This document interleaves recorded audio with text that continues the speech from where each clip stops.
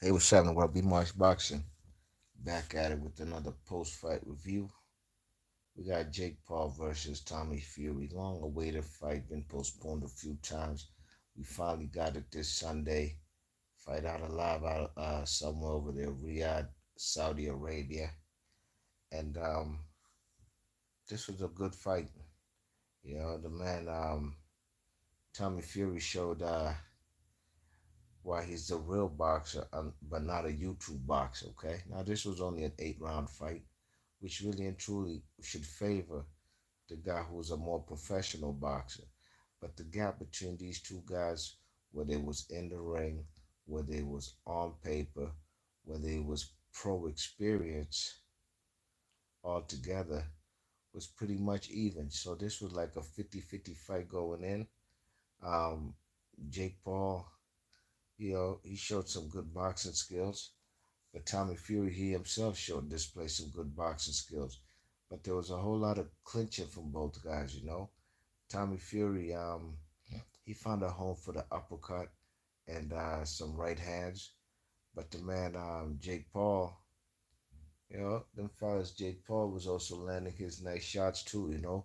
But basically, how I saw this fight, Tommy Fury was the more active fighter, throwing more combinations.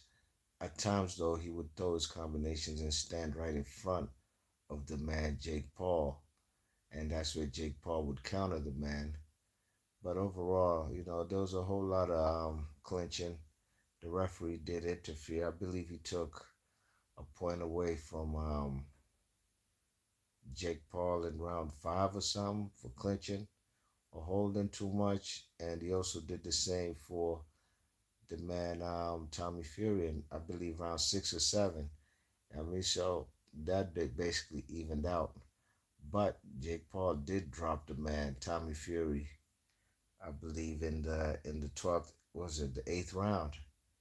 I mean, but overall, I had this fight very close. It could have gone either way. I mean, but even with the knockdown, I still thought that the man Tommy Fury won this fight.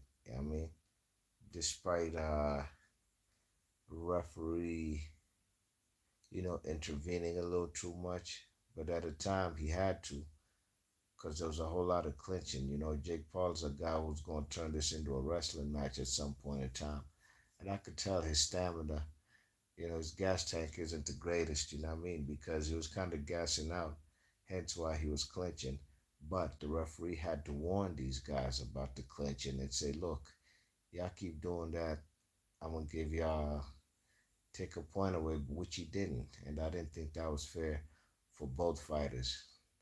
But at the end of the day, even with the knockdown, I still have the man Tommy Fury winning. Jake Paul, I'm going to say the hype train is over. But he just didn't land enough, in my opinion, to win this fight. He calls himself the problem child. I guess he took that moniker trying to be like Adrian Broner. I'm sure he looked up to Adrian Broner at some point in time, because just like AB, he had his hands in his pockets way more than he was letting them fly. Yeah, I mean, what's up, Mike 104 in the chat? What's good, my G? He says, if that ref was in the NBA, he would have called all the travels and carry calls. Ohio flavor to the fight. AB knocked down Porter in the last round of his loss. Hey, absolutely. Hey, that's a good look right there.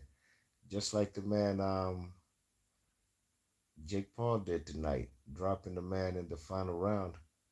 But just like AB's, it wasn't enough.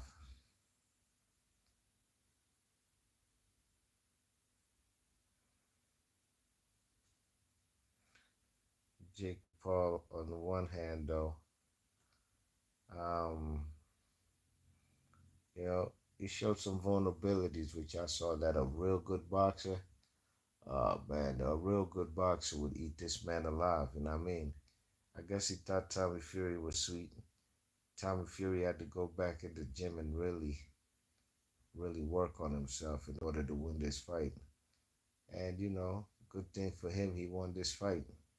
He should have bet that whole purse like the man Jake Paul had initiated.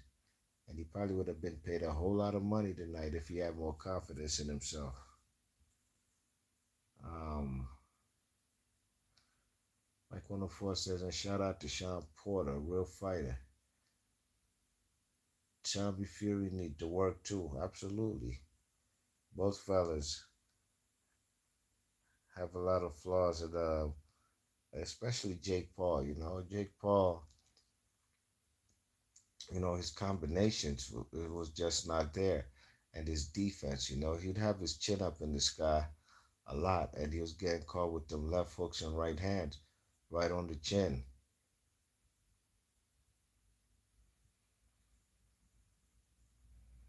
Look at Derek Chisora, the man. Is that Leon Love? Oh yeah, there's definitely gonna be a rematch. That's Leon Love in the corner. Look what Leon Love has ended up being. Them fellas, Leon Love has ended up being a towel man for Jake Paul. Wow. What a groupie.